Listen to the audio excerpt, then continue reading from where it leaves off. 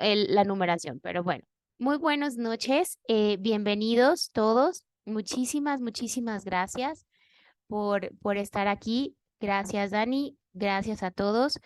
Sobre todo, gracias, Erika. Creo que no dimos fin al año pasado como debiera, a lo mejor, pero les agradezco a todos el año pasado y doy la bienvenida, de verdad, a dos grandes, ahora sí que doctoras que van a estar este año con nosotros, ahora sí que dándonos y ofreciéndonos de lo mejor de la oculoplástica y de oftalmología en general, desde tumores, desde neuro y desde plástica, eh, órbita, vías lagrimales y obviamente dentro del ojo, ocularmente, intraocularmente.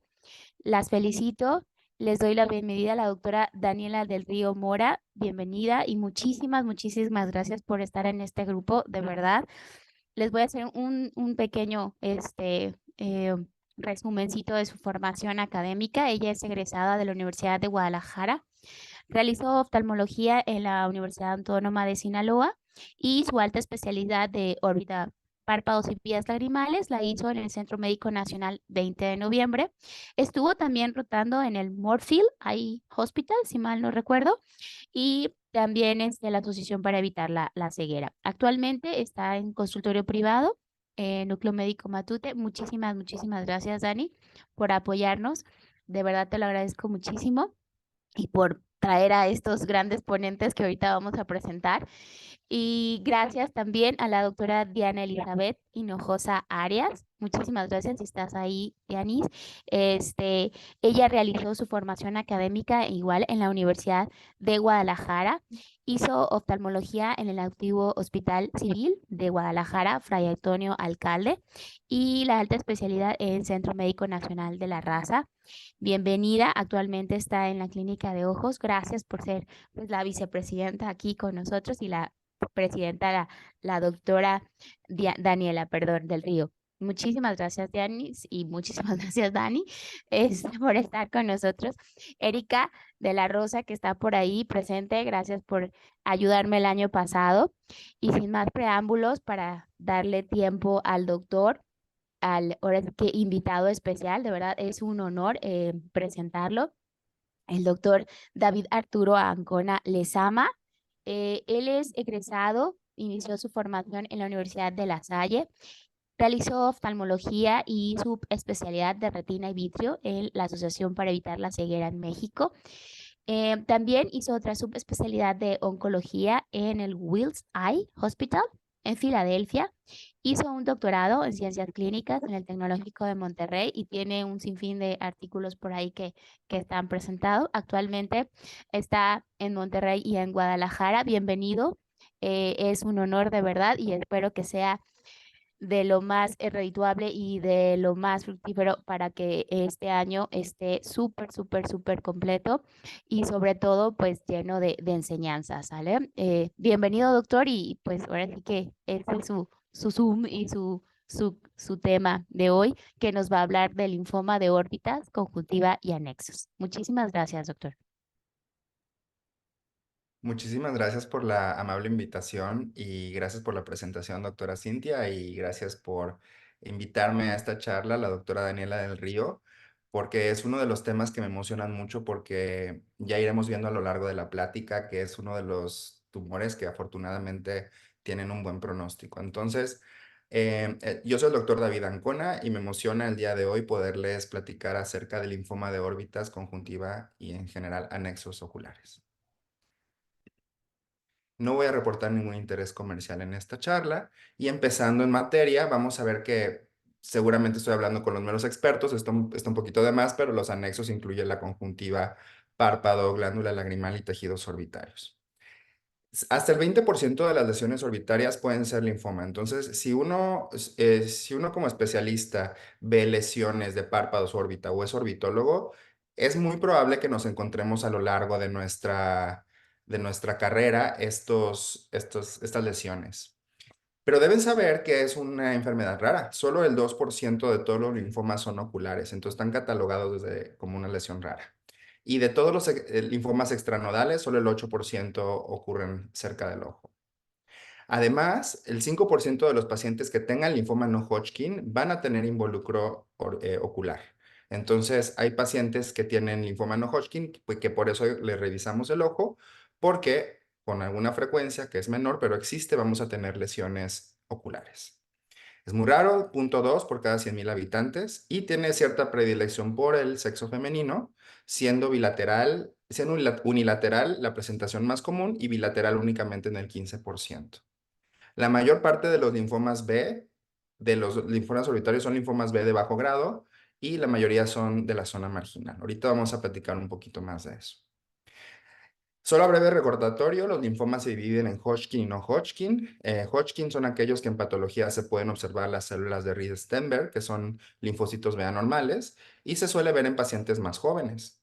Por otro lado, los linfomas no Hodgkin son aquellos que no tienen las células Reed-Steinberg, y ahí se catalogan todos los otros linfomas, y pueden ser muy variables, pueden ser linfomas B, linfomas T o de natural killers. El riesgo va a aumentar con la edad. Una persona, entre más pase el tiempo, más probabilidad tiene de tener linfoma, no Hodgkin.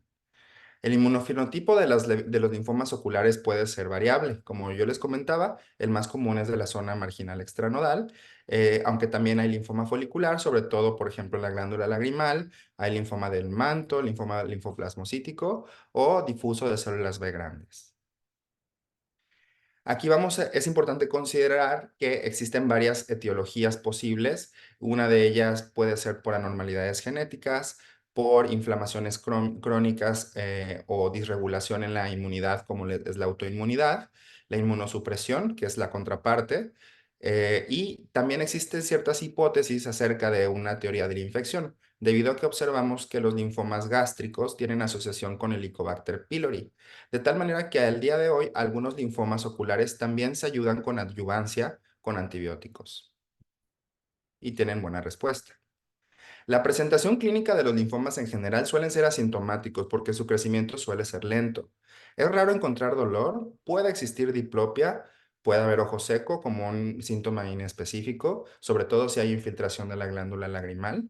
Va a haber enrojecimiento en algunas ocasiones, que son las manchas asalmonadas, y hay alteración de la agudeza visual cuando hay involucro, por ejemplo, coroideo.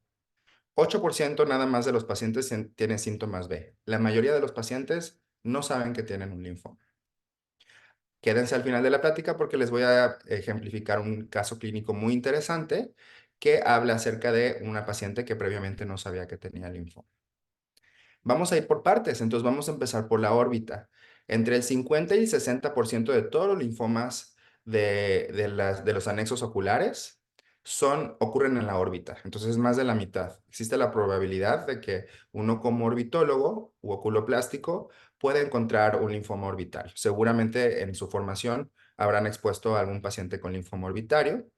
El 25% se asocia a enfermedad sistémica y tienen una excelente supervivencia. En los últimos artículos, 75% son del 2005. Yo creo que ya es un poquito más. No hay predilección con sexo y es indoloro y de lenta progresión como la mayor parte de los linfomas. De tal manera que podemos tener una lesión como esta que parece una quemosis durante larga evolución y suele verse en pacientes que han tenido por algún motivo algo de desidia.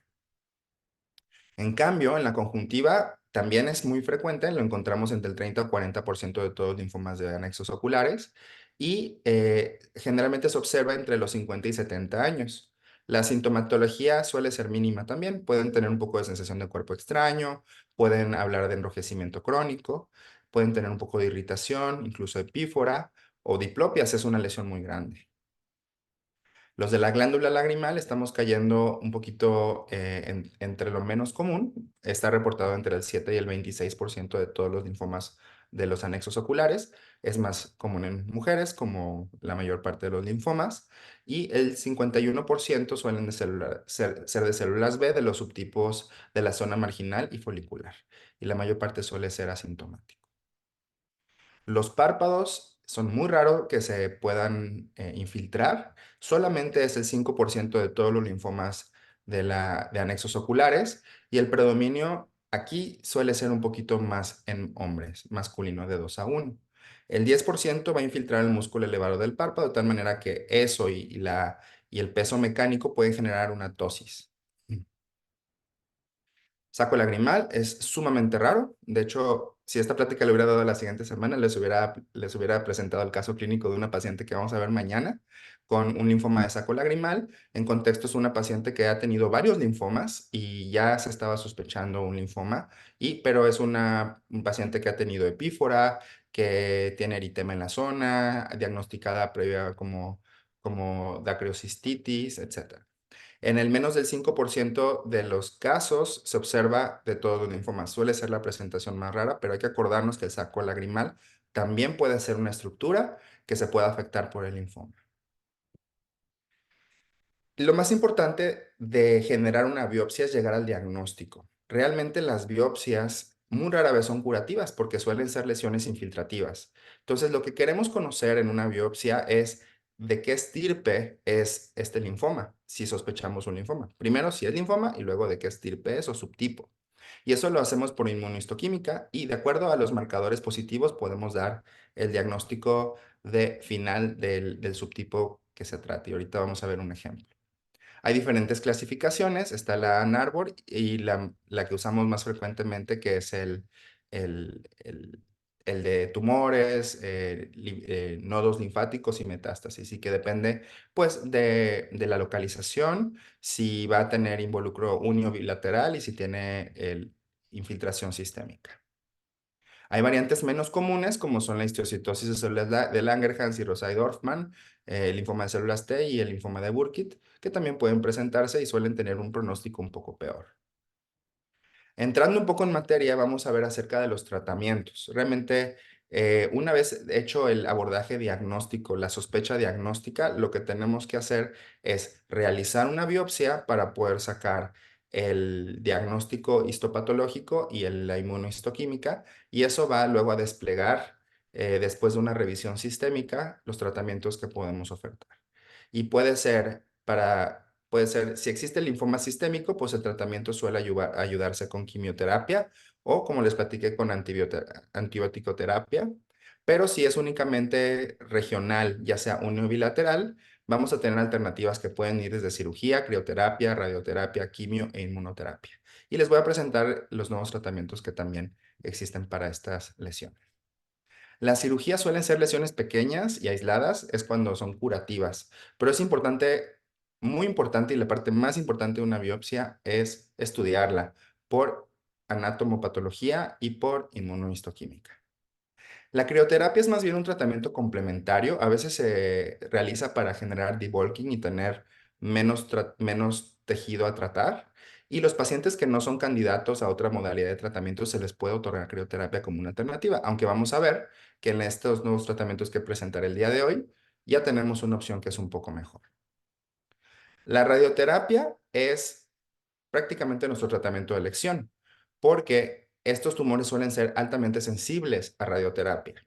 Para esto se usa radioterapia convencional o de asa externo y la dosis se supone que depende del tipo de linfoma para las dosis convencionales. Si tenemos un linfoma de bajo grado, como el linfoma de células B, entonces 28 a 36 Gray puede ser usado, pero si tenemos un linfoma de células T o una extensión extensa, entonces también se puede elevar entre 30 y 40 Gray. Hay que recordar que 30 es más o menos el punto de corte para la toxicidad ocular, entonces eso es algo que a menudo se puede asociar a efectos secundarios.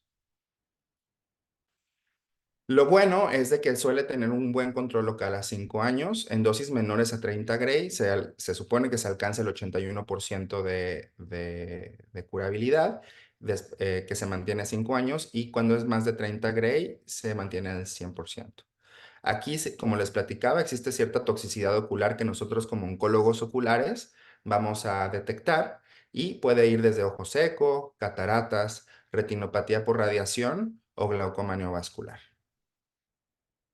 Y esto es la parte más importante de toda mi charla, la radioterapia Boom Boom. La radioterapia Boom Boom es algo que se está usando desde hace aproximadamente 5 o 6 años. No tiene tanto, pero ya empiezan a salir los primeros estudios donde ya sale la respuesta a los primeros 5 años, que son los más importantes. En este artículo de mi profesora, la doctora Carol Shields, habla acerca de una respuesta completa en el 65% de los pacientes. ¿Qué es la radioterapia Boom Boom? Es una radioterapia que es de ultra bajas dosis. Recordando que en la diapositiva previa pueden ser entre 30 y 40 Gray la dosis estándar, la radioterapia Boom Boom son únicamente 4 Gray, administrado de una forma especial, que son 2 Gray en días consecutivos. Por eso es Boom Boom. Y de esta manera podemos tener una buena respuesta para linfomas. En caso de que no funcionase, se puede reaplicar la terapia Boom Boom teniendo un buen control. El día de hoy les voy a traer un caso clínico que utilizó la terapia Boom Boom. En este caso clínico que les traigo el día de hoy, presentamos una paciente de 71 años. Muy importantemente, y van a ver al final por qué, era una cuidadora principal de un familiar que tenía un cáncer, su esposo. Y era únicamente ella y su esposo, era toda la familia, el resto de sus hijos vivían fuera. Y aquí en Monterrey nada más estaban ellos dos. Su esposo tenía un cáncer en estadio terminal y ella era la única cuidadora. Ella no de antecedentes patológicos únicamente tenía hipotiroidismo y había tenido cáncer vasocelular que había sido exitosamente resecado y oftalmológicamente nunca se había operado ni usaba gotas. Como padecimiento actual, ella decía que 3 meses antes ella tenía una constante inflamación del párpado, pero que le daban esteroides y que respondía parcialmente, pero respondía bastante bien. ¿Qué pasa? Que 2 días antes había agendado una cita para tatuarse los párpados con una persona famosa aquí en Monterrey y, oh sorpresa, que después de que se fue la tatuadora se removió una tira de piel que secundariamente le generó esto que ustedes ven, que es un entropión. La zona se encontraba engrosada y acudió a su oftalmólogo general que dijo algo medio no anda bien, no me gusta ese párpado inflamado, puede ser un carcinoma sebáceo. Por favor, necesito que te revise el doctor David Ancona. Él es oncólogo ocular y puede ver si es necesario algún tipo de biopsia. Llega conmigo al consultorio y observo lo siguiente. Tenía la agudeza visual conservada en ambos ojos, realmente la presión estaba normal y en el segmento anterior se encontraba el otro ojo, pues aparentemente normal, nada me llamaba la atención realmente cuando la vi a la lámpara de hendidura y dije, bueno, esa parte engrosada con ese entropión estoy de acuerdo que pudiera ser un carcinoma sebáceo.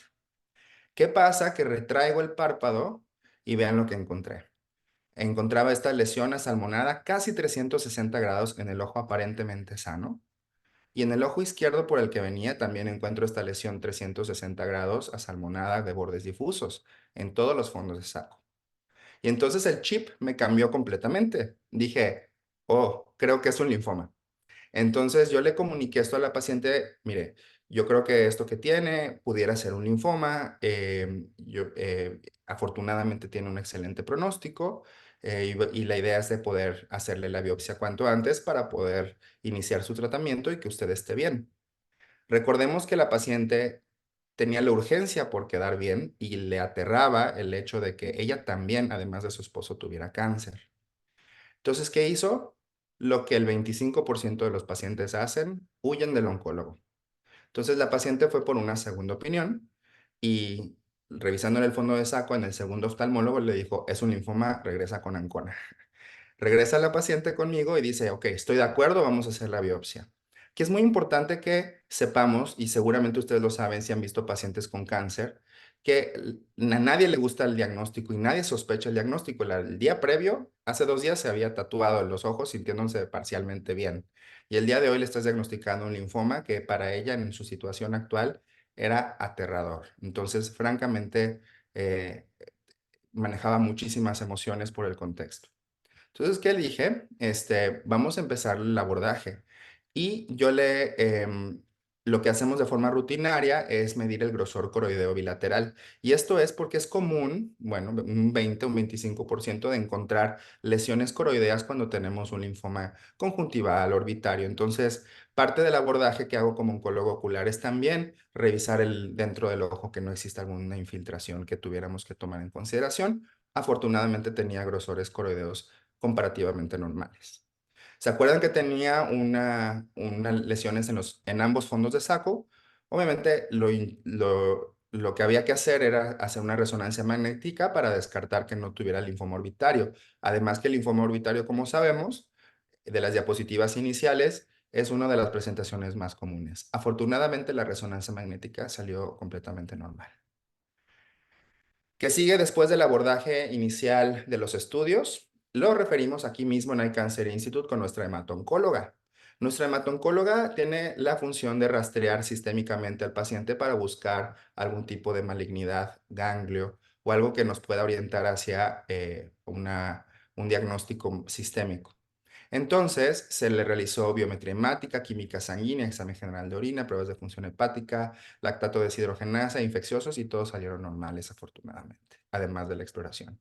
Finalmente llegó el día de la biopsia. Por hematoxilina eosina se observaban pues lesiones ampliamente células ampliamente compactas, circulares, que pudieran ser linfoma, y en la inmunohistoquímica salió los siguientes datos positivos y también los negativos, que nos orientaban hacia un linfoma de la zona marginal. Entonces, teníamos por fin un diagnóstico de linfoma de zona marginal. Para recordar el caso, integrarlo, nosotros tenemos una paciente de 71 años que es funcional, que tiene buena agudeza visual, realmente su calidad de vida era excelente hasta hace pocos días, con un diagnóstico reciente de linfoma conjuntival bilateral, con inmunofenotipo B de la zona marginal extranodal, que no tenía involucro orbitario, coroideo o sistémico. Entonces parece que teníamos bilateralidad, pero que estaba localizado, lo cual eran excelentes noticias. Aquí platicamos acerca de las opciones de tratamiento, ¿verdad? Hasta este momento hablamos de tratamiento, no antes. Entonces, como no tenía nada sistémico, no se le ofreció algo intravenoso.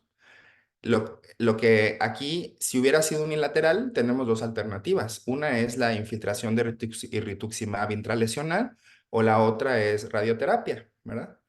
Y en cambio, si es bilateral, pues una inyección bilateral, pues es factible, sin embargo, tomando en consideración que la paciente era cuidadora única de un paciente crítico, entonces ella tenía el compromiso de cuidar a su familiar y no podía someterse a unas inyecciones mensuales y sentirse mal después de las inyecciones con efectos secundarios que debemos recordar que son hasta del 90% los efectos secundarios de rituximab. Requiere anestesia porque inyectarlo arde, puede dar fiebre. Entonces, está la opción de radioterapia. Hasta este momento la radioterapia convencional, que era lo único que había en México hasta este momento. Y finalmente pues las alternativas que vamos a platicar el día de hoy. Entonces, se le propuso a la paciente hacerle boom boom. Es importante recalcar que esta es la primera paciente que se trata en México con esta terapia. Y vamos a presentar hoy, este año en Acapulco, el cartel de esta paciente que les platico el día de hoy, porque le fue excelente. En el caso de ella particular, boom boom era una excelente alternativa porque simplemente fue radioterapia 2 días y pudo seguir su vida como si nada. ¿Cuál fue el resultado? Se preguntan. El ojo derecho, observen que la lesión al mes ya había prácticamente desaparecido todo. Vemos la regresión de esa mancha salmonada y podemos ver que la paciente no sufría de ojo seco, tenía una conjuntiva bastante lubricada y esto también porque lo prevenimos desde antes de la radioterapia con una buena lubricación que es importante. El ojo izquierdo, por otro lado, se biopsió tanto el párpado que había salido positivo y después de la reconstrucción por nuestro orbitólogo y al administrarle la radioterapia Boom Boom, pues se había liberado el ectropión y habíamos tenido una regresión completa de la lesión conjuntival, misma que se mantuvo hasta el día de hoy después de un año. La radioterapia tiene una gran ventaja porque funciona para muchos grados histológicos. Puede abarcar realmente cualquier parte del cuerpo y es muy flexible, tanto para anterior como conjuntiva párpado ciliar lagrimal, como para medio, que es el coroideo, intraconal, alrededor del nervio óptico o posterior, que es el apex orbitario. Finalmente, como les platicaba, el tratamiento de rituximab es necesario cuando se evidencia lesiones sistémicas y a veces se usan, además de rituximab, otras quimioterapias que indican nuestros compañeros hemato-oncólogos. Como les platiqué también, el rituximab se puede inyectar intralesional Y hay un esquema que es una vez a la semana durante 4 dosis, seguido de 6 meses de inyecciones mensuales. La remisión completa es bastante buena y la enfermedad suele mantenerse estable desde después de mucho tiempo. Como les platicaba, más del 90% tienen efectos secundarios del rituximab, tanto administrado intralesional como intravenoso. Entonces hay que tener esa precaución y lo que implicaría para calidad de vida de nuestros pacientes. Finalmente estamos utilizando braquiterapia, misma que pues usamos actualmente en México, eh, y, y ya sabemos que son dosis verdaderamente pequeñas. Entonces eso se planea sobre todo con semillas radioactivas que ya están decayendo para poderlas usar en estos pacientes, porque realmente la dosis que requieren es muy poquita. La limitante de la braquiterapia es que está diseñada para lesiones pequeñas y es muy costosa, entonces solemos preferir algún tipo de otras alternativas, salvo que sea algo muy particular. Por ejemplo, un linfoma coroideo. La presentación clínica de esto entonces, pues como les platiqué, son solamente 8% síntomas B, pero el resto de los pacientes casi permanece eh, asintomático. En una de mis últimas diapositivas, lo que debemos recordar de esta sesión es que actualmente podemos lograr un control excelente de la enfermedad. La terapia Boom Boom ya es una realidad en México. Ya hemos tratado bastantes pacientes con Boom Boom y les va bastante bien en calidad de vida. Los pacientes oncológicos ya no son los pacientes que veíamos hace 15 años que fallecían la mayoría, por ejemplo, en cáncer de mama, que veíamos cuando éramos pequeños en Televisa. Hoy por hoy el cáncer ya es otra realidad. El cáncer está pasando a ser algo como lo fueron las infecciones en su momento antes de la era de los antibióticos. Hoy por hoy se busca que en un paciente con cáncer no solo se cure, sino que además tenga la mejor calidad de vida y la mantenga para que pueda ser funcional. Porque ya sabemos que un buen sistema inmune depende de un buen sistema mental, de tener una psique sana y una psique fuerte, de tener un paciente con la mejor actitud para que pueda seguir haciendo su vida y le impactemos lo menos posible. Boom Boom es altamente segura y Boom Boom requiere un equipo multidisciplinario. Aquí yo les quiero, si ustedes ven cáncer y lo refirieron con el oncólogo médico o el radiooncólogo o el hemato-oncólogo, quiero que se pregunten qué pasó con su paciente.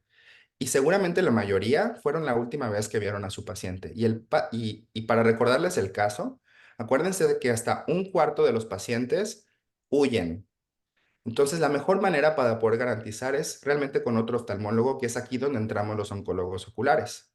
En el resto del mundo, en Estados Unidos, en Europa, en Australia, los oncólogos oculares tienen la función de conectar a los oftalmólogos con todas las especialidades oncológicas y hablar ambos idiomas. Comunicarse no solo con los oftalmólogos, no solo con los oncólogos, sino también con los pacientes y lograr un mejor apego y una mejor resolución. Es importante considerar las necesidades del paciente y saber que cada paciente tiene una historia en particular. No son máquinas.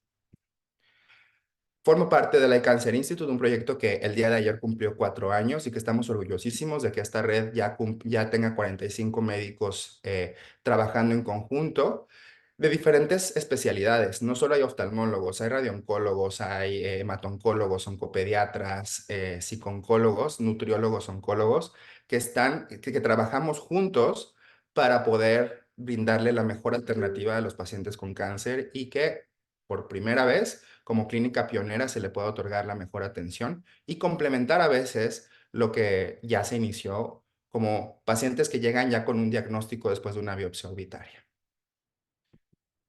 Y juntos hemos logrado varias cosas, por ejemplo, las primeras radiocirugías, colocar la braquiterapia en el paciente más joven, como un paciente de 6 meses de edad. Y esto es un esfuerzo en conjunto de médicos que están en 2 ciudades, que son Monterrey y Guadalajara. Me pongo a sus órdenes, estoy casi disponible casi 24 horas en mis redes sociales. Por favor, si tienen alguna duda, estoy como Ancona Ocular, tanto en Twitter como Instagram. Y este es mi celular personal para lo que sea que ustedes necesiten. Muchísimas gracias por la invitación otra vez. Muchas gracias, doctor David. Muchísimas gracias, Dani. Eh, los felicito, la verdad que qué padrísimo que puedan estar todos juntos y que puedes darle el seguimiento como se debe, ¿no? O sea, desde el principio a fin y poder decir si se terminó, si va bien. Y creo que es cierto, o sea, la calidad de vida actualmente tiene y es una obligación que sea mejor que nunca, o sea, que sea de verdad una muy buena calidad de vida. El hecho que le digas cáncer ya no es, o sea, que se refleje en morir mañana, ¿no? O sea, eso es lo que sí tienes que ponerle. Y el hecho de que tengan también psicólogos es súper importante. Unas dudas, en lo que salen las dudas por aquí también, que Dani ya termina también de preguntar. ¿Qué pasa? Lo típico, ¿no? Que muchas veces solo tienes una hiperplasia linfoide reactiva. Cada cuando lo sigues, si lo sigues, te quedas con la duda, pides una segunda opinión, vas contigo, voy contigo, obviamente, pero en esos que aún no, como que sí tuvieses, pero probablemente aún no es, o seguro, cada cuando tú lo revisas. Bueno, esa es una muy buena pregunta, doctora Cintia. Y para responder, en un paciente que tiene lesiones premalignas, consideradas premalignas, lo mejor que se le explica al paciente es el apego y la revisión a largo plazo. Aquí es inviable, incosteable que como oncólogo le estés dando seguimiento. Lo que hacemos es una revisión conjunta. Por ejemplo, siempre que vemos un paciente por primera vez, lo citamos no más allá de 4 meses para generar una tendencia y poder revisar si algo ha cambiado. Posteriormente, si vemos que todo esté bien, generalmente la monitorización es cada 6 meses o cada año, dependiendo del diagnóstico y qué tan premaligno, también tomando en consideración la edad del paciente y la valoración por hematoncología. Pero lo que hacemos en la mayoría de los pacientes, ya que 75% de nuestros pacientes son foráneos, lo que hacemos es una revisión conjunta con su médico de cabecera. Por ejemplo, supongamos que la doctora Daniela del Río tuvo un paciente que le hizo una biopsia y salió linfoma de órbita. Lo tratamos, ya quedó súper bien y le decimos, ¿sabes qué? Regrese con la doctora Daniela del Río porque ella fue la que la diagnosticó realmente y gracias a ella es que la estamos tratando el día de hoy y está usted curada. Entonces lo que vamos a hacer es que yo la voy a ver en 4 meses, pero en la mitad del tiempo, o sea, en 2 meses, va a ver a la doctora Daniela. Si todo está bien en 4 meses, extenderemos a 6 meses y la doctora Daniela los verá en 3 meses. Siempre intercalamos al médico de referencia porque nadie conoce mejor el ojo de su paciente que un médico que le diagnosticó esto. Entonces, cualquier variabilidad tenemos en este sistema de monitorización del cual es colaborativo, podemos nosotros generar este apego que el paciente de esa manera se siente mucho más tranquilo, mucho mejor abordado y el médico de referencia también se siente con la confianza de que cualquier cambio sabe que lo puede referir de inmediato. De esa manera, estas lesiones linfoproliferativas o disregulaciones linfoides pueden ser monitorizadas en un largo plazo de una forma en la que sea costo efectiva y que sea colaborativa. Muchas gracias. ¿Alguien tiene una duda por allí? La cuestión de los antibióticos, me imagino que ustedes la manejan también. ¿En qué casos los has visto también? ¿O les ponen ambas cosas, radioterapia y el antibiótico? ¿O de plano ustedes son de primero uno, después el otro y después el tratamiento que pues, obviamente el gol estándar como pueden ustedes dar? Sí, el antibiótico lo hemos usado en pacientes por indicación del hemato-oncólogo. Ahí no o sea, pese a que lo podríamos usar nosotros, generalmente pedimos la asesoría de la hemato-oncóloga y ahí lo que hacen es como un tratamiento de adyuvancia. O sea, finalmente no esperemos que se vaya a curar inmediatamente con el antibiótico y generalmente nos apoyamos de otro tratamiento. Hoy por hoy, pues boom, boom, con antibiótico es una excelente alternativa para muchos pacientes. Ok. En cuestión de estudios, ¿cómo te lo podemos llevar? O sea, ¿cómo mejor puede llegar? Por ejemplo, si tenemos la alternativa de poder tener la tomografía, no sé si también el fondo de ojo, lo más completo posible, pues probablemente para que ya llegue el día uno que yo lo vi, así está. ¿Cuál sería el ideal para que llegue con ustedes? Esa es una muy buena pregunta. Guadalajara, como nuestro centro de captación, lo que hacemos es en la comunicación primero digital con el médico de referencia. Aquí, como médico de referencia, tú dices, ¿qué tanto me espero? O sea, estoy presionado entre la espada y la pared porque quiero que se trate de referir rápido y no quiero atrasar con estudios, pero quiero mandar con estudios completos, ¿no? Así es, Entonces, o sea, lo hay mejor como que posible. Sí, la claro. espada y la pared, ¿no? Entonces dices, tal vez no quiero asustar a un paciente con un diagnóstico de cáncer si no estoy seguro y siempre cáncer pues asusta, ¿verdad? Y corre el riesgo de que de ahí salte con otro médico que ahora le diagnostique una blefaritis. Entonces comprendo un poquito acerca de la disyuntiva que se puede vivir en el día a día en un paciente oncológico. He observado que funciona y funciona en lugares como Brasil es envíenme un WhatsApp o por redes sociales, oye, Ancona, ¿qué piensas? Y yo con muchísimo gusto, a veces si me tardo un poquito, insístanme y con muchísimo gusto yo les puedo orientar acerca si hace falta algún estudio. Una buena orientación, pues tener una resonancia magnética y antes de pedir estudios sistémicos, porque realmente nadie sabe mejor que un hemato-oncólogo, yo creo que con una sospecha clínica tenemos y una estudio ocular que puede ir desde la pura resonancia magnética o una fotografía. Ya con esas dos cosas para el linfoma tenemos para detonar todo.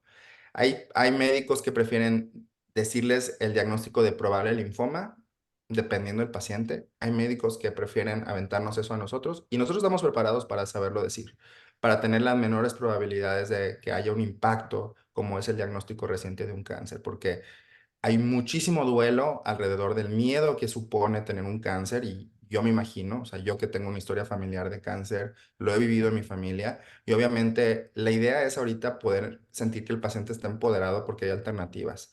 Malo es cuando es un cáncer y no hay nada que hacer. Entonces, yo les extiendo, nunca dejo mi WhatsApp personal, solo en charlas de sociedades porque tenemos esta cercanía. O sea, esto es algo que en Latinoamérica se puede hacer.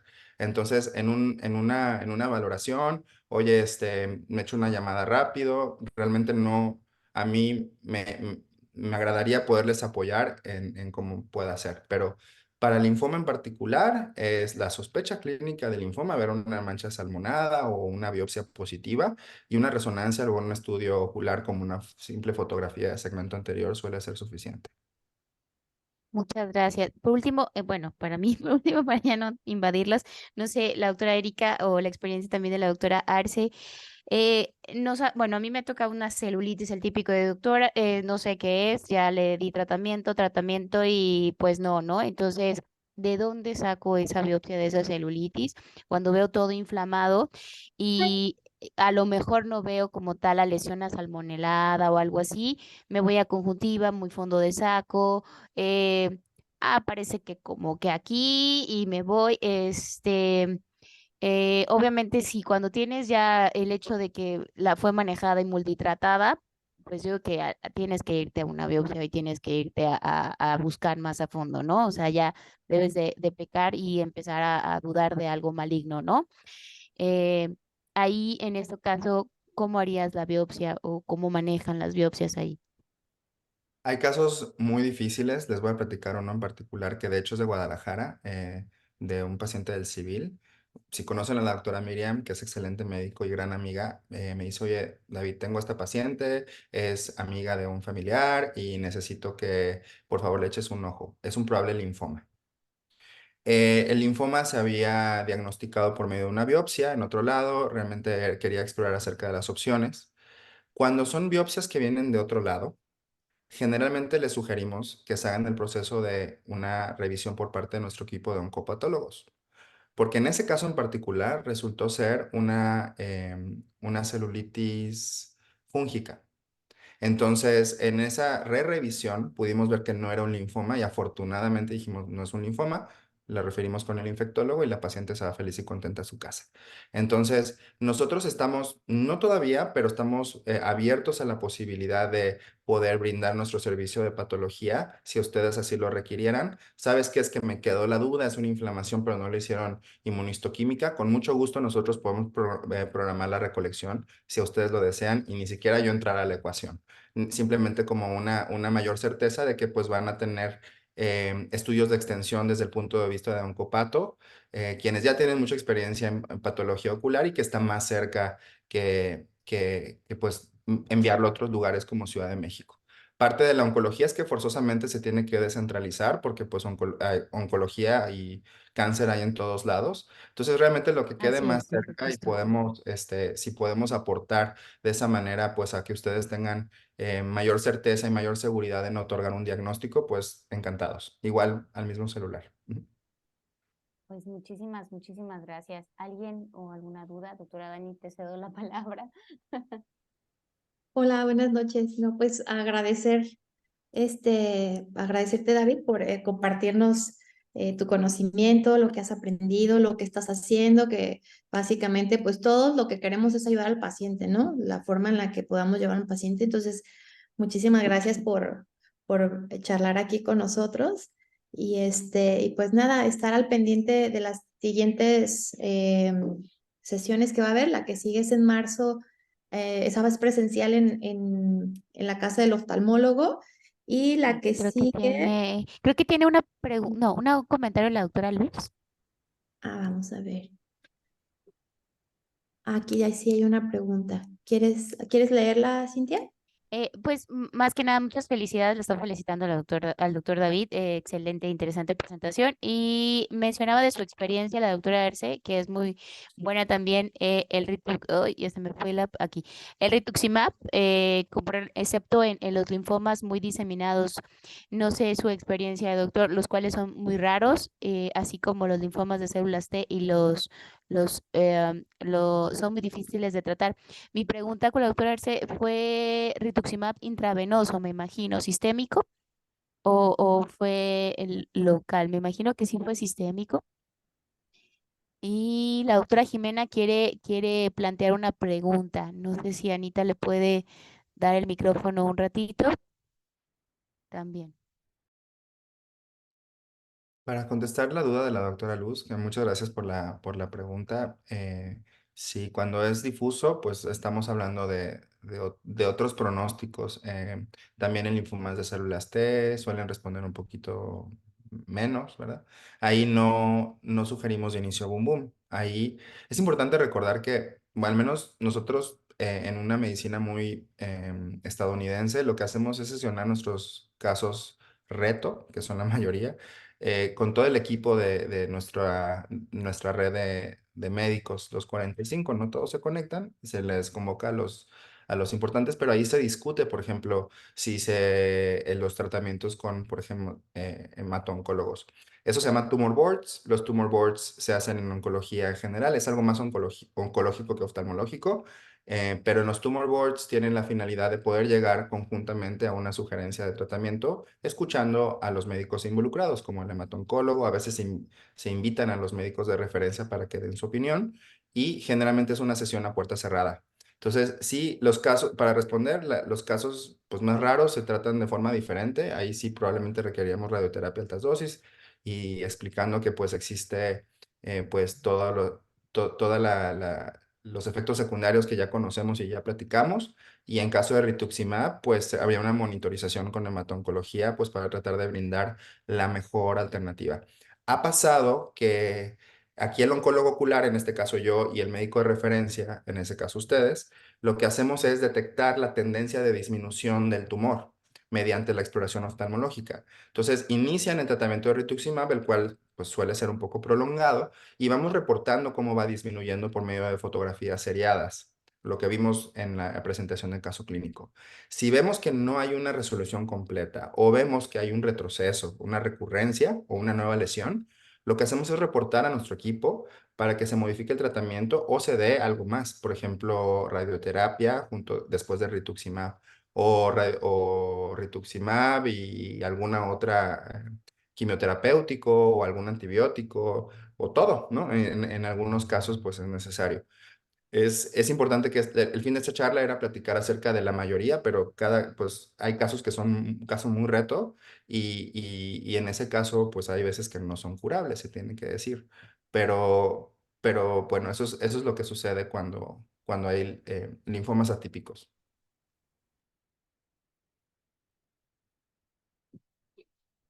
Hola, buenas noches. Soy Jimena Arce de Bolivia. Hace más de 20 años he hecho mi subespecialidad en el APEC y soy oculoplástica para los que no me conocen. Mi pregunta es, ¿sí sienten o no sé la experiencia de ti en tu subespecialidad que han aumentado los casos de linfoma que vemos anuales? Si hay alguna razón que se esté estudiando, por qué está pasando. Y sobre lo otro que comentaban sobre las biopsias, Acá en Bolivia no tenemos anatomopatólogo ocular.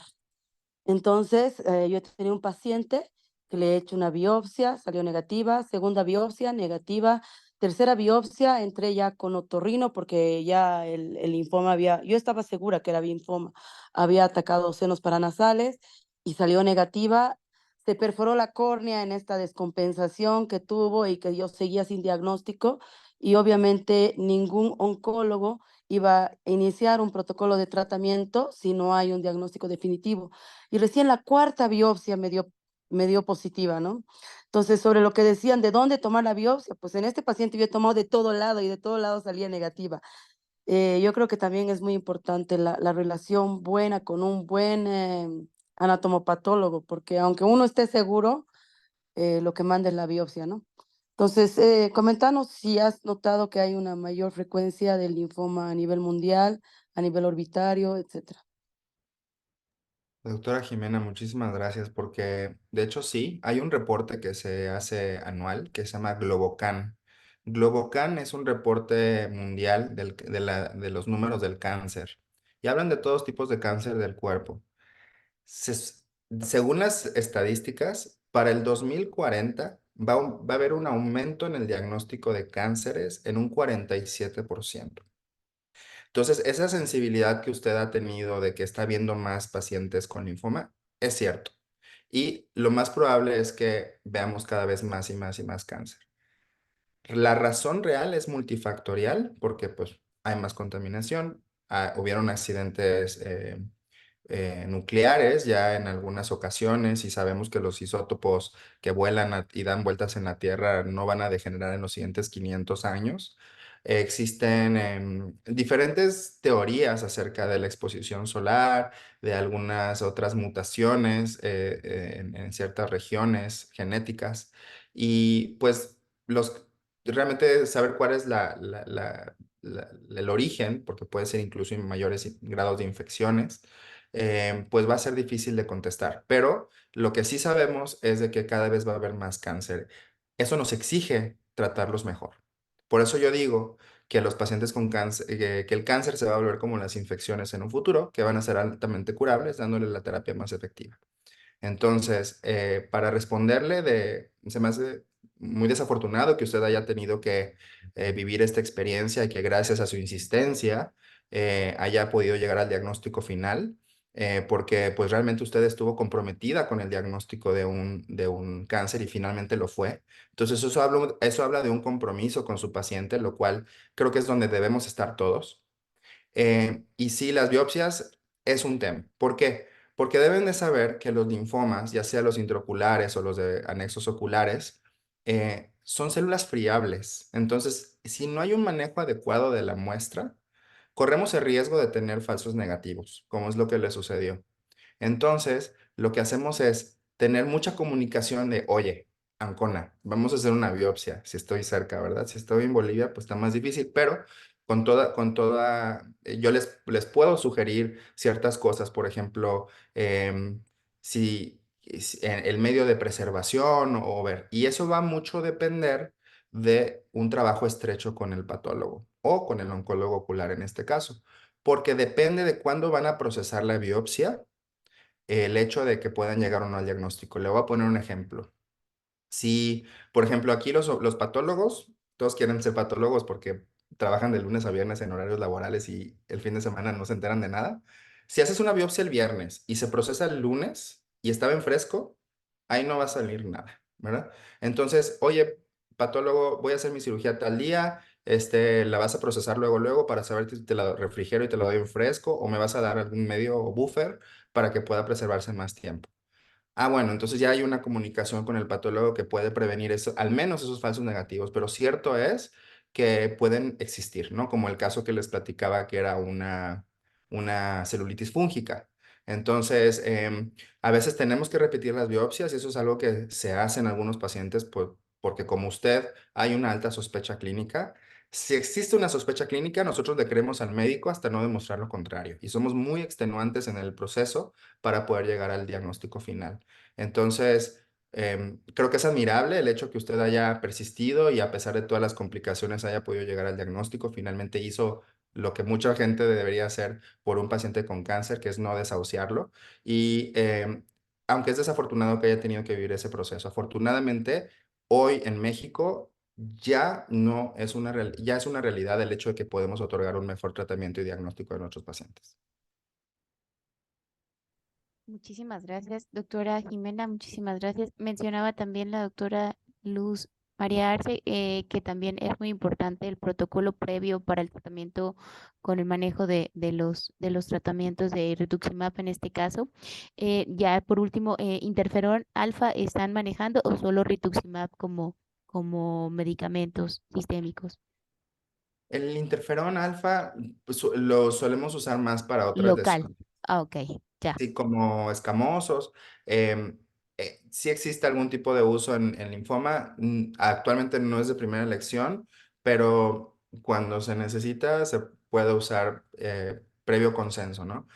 Solo que no existiera alguna otra alternativa. Generalmente nos solemos ir si se puede y existen las facilidades económicas por la cuestión de radioterapia que suele funcionar mejor, pero pues sí se puede llegar a considerar.